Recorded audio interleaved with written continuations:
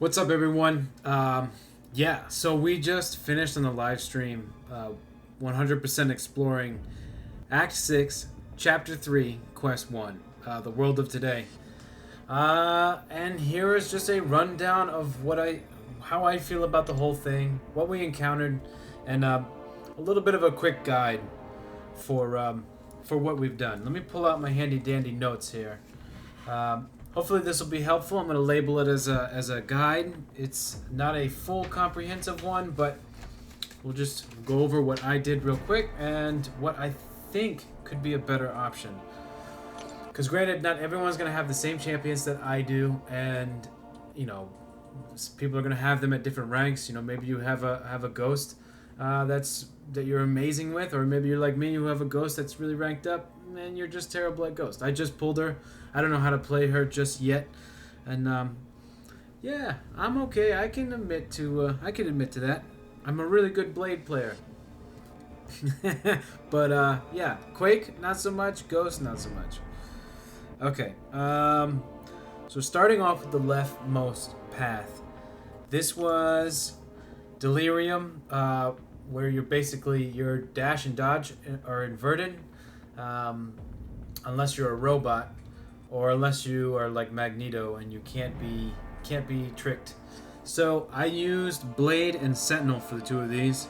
My Sentinel is way ranked up, and my Blade is way ranked up. The reason I took in Blade was for magic, and yeah, that was it.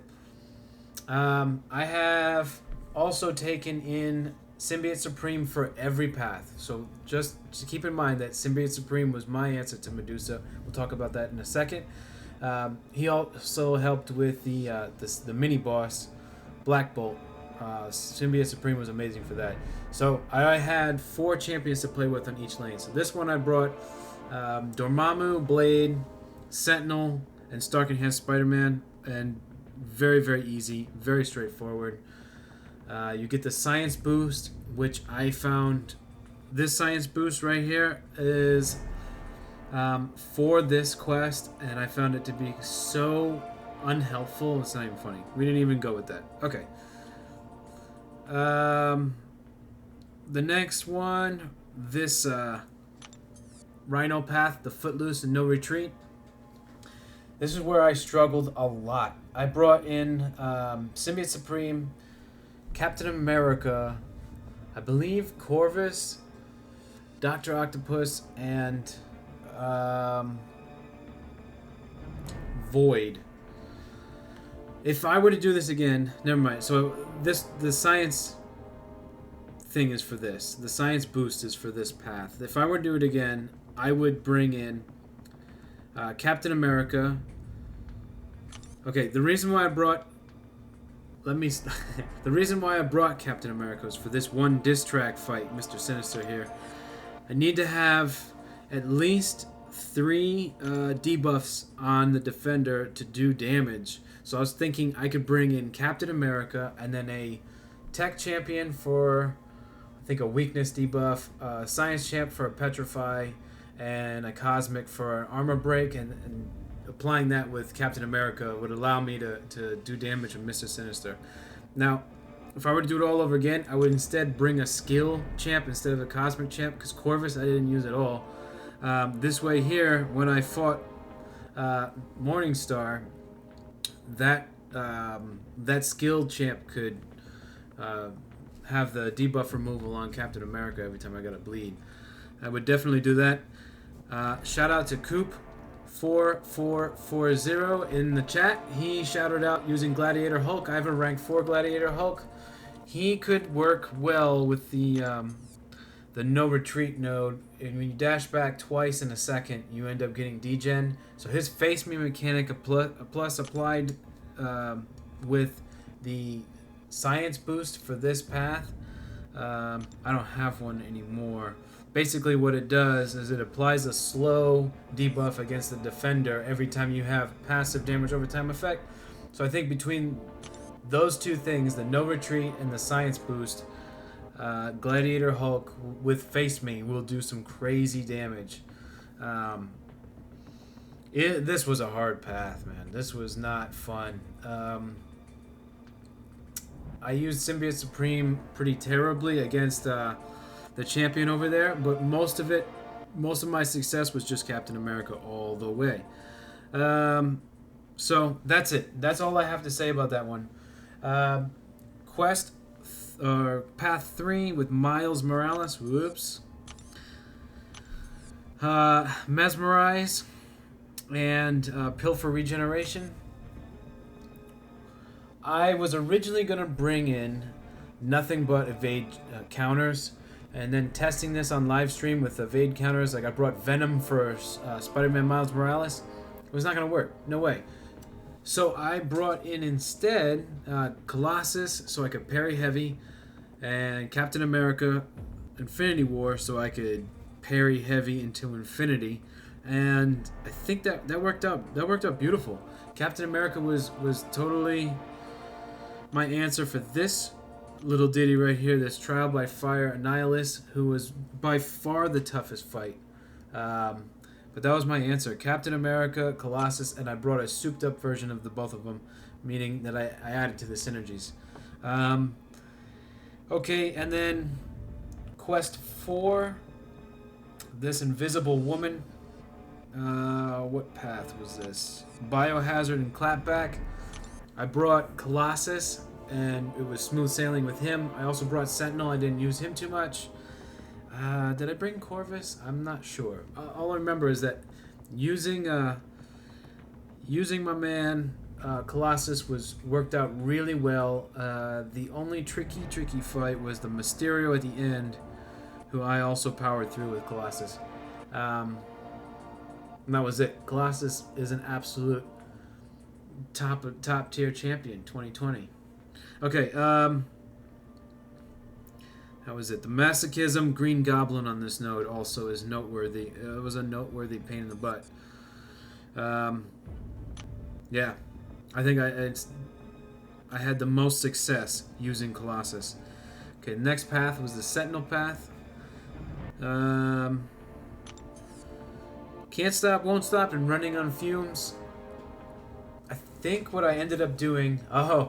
this was the other really painful path, and I used Aegon the whole way. I originally planned this out to bring nothing but Mystic champions, and then there's a Mystic boost for this path, where when you take damage over time effects, or when you have debuffs, you have a 25% chance to convert those into unstoppable when you launch a special attack.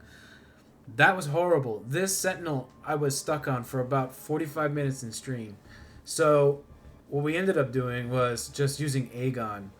And honestly, I think Aegon was meant for this path.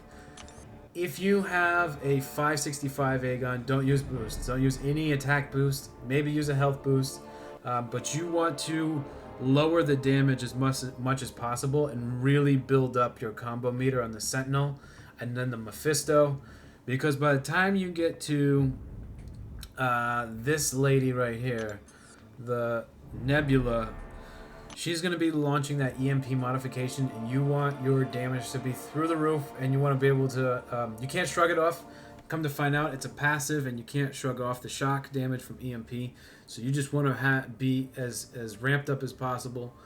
By the time I got to Domino, I was doing so much damage as Aegon, it didn't even really matter what happened anymore. But the ramp up to Aegon, as you can see in my live stream, was pretty... I was offset because I was so boosted up that I was doing too much damage to Sentinel, where by the time I got to Mephisto, I felt like I was one combo set short of what I needed, and it continued that way until I got to Domino.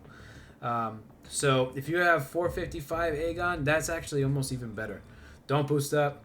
Just get to as high as combo as you can, and honestly, if you're going to spend any revives, it'll be at the Sentinel. I would play it safe. I brought the full Aegon synergy team. I brought the champion, Proxima Midnight, and whatnot. I would only bring Proxima for the combo shield, and then I would actually change and bring Heimdall, and then is it Magic or Angela? Whichever one allows him to either get a Fury or a 15% regen. Whatever you choose, but that's what I would change. before I forget, if you are a Ghost player, this no retreat path, yeah, she's gonna do some serious work for you. It's all about Ghost. That would be so good. I almost completely forgot to mention that. I am terrible with Ghost, so it ended up costing me an arm and a leg to finish that. And then the Oscillate immunity. I think this is what I did my initial clear on. Oscillate and immune to bleed. That is a very straightforward thing. So if I were to tell you which fight was hard for me, that would be a lie, because it looks like you just need maybe something to deal with the Electro, maybe the Void. I'm not sure. That looks like a pretty straightforward path, and I did it when it first came out, like the first day 6.3 came out, and I don't remember it at all. I don't remember it being an issue, though. So that should be hopeful. But as far as this goes, any champion that I know of can go against Black Bolt. He's got the life cycle node, so and Limber. So be careful with your parries. Use your specials. Heavies when you accidentally parry, if you could push it in that window and knock him down. Symbiote Supreme is amazing against this guy, but any champion can do it. So I tried whatever champion I had up. I tried to get this guy down. And then Medusa. She has the Do You Bleed and Buffet and Fury, Counter-Strike, and Bleed vulnerability. So she only takes damage when she is being bled. I'm just trying to think. I used Symbiote Supreme. So basically it was 3 or 4 cycles of a 565 Symbiote Supreme Special 3. I would just play regular, bait out her special 1s and special 2s until I got to a special 3, launched that. If she had 3 Furies, that was great because I had Mystic Dispersion, and that would give me a little more power gain. But then I would launch the special 3, just go in, attack her with everything I could, try to push her only to a special 2. Obviously a special 3 would be wrecked. Play a little defensively, and then watch out for the dexterities, because she will go unblockable. That has caught me a couple of times off guard. I can't think of a reason why you couldn't get her down with pretty much any bleed champion.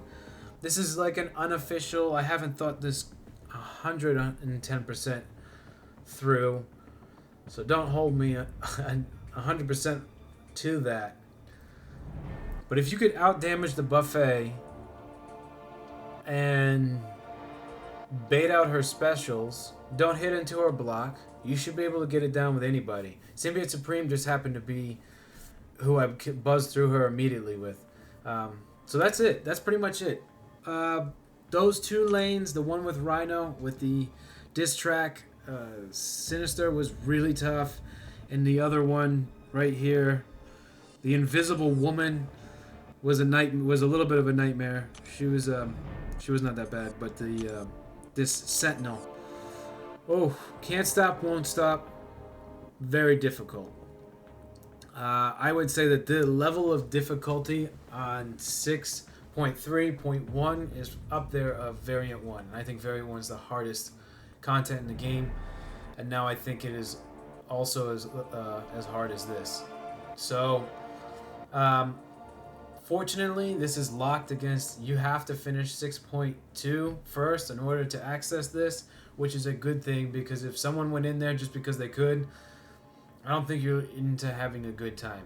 I enjoyed hanging out on live stream. That was awesome. You guys are dope. But this content is really tough. So if you're not ready for it, I'd suggest holding off, because there are 6 paths per quest in Chapter 3 of Act 6. That's a lot. And Chapter 2 of Act 6, there's 10 paths per quest. So if you're not ready for this content, I'd put this on a progression path of, you've done Variant 4 100%, you've done Variant 3 100%, Variant 2 you've done probably 100% as well. That goes without question. You can do uncollected monthly, no problems, no revives, no nothing. And maybe you've done your first clear of Labyrinth of Legends 100%. Not you're just your first clear. So okay, that's all I have for you. This is a no small task to get through this stuff. So good luck if you're gonna do it, and I'll catch you guys on the live stream.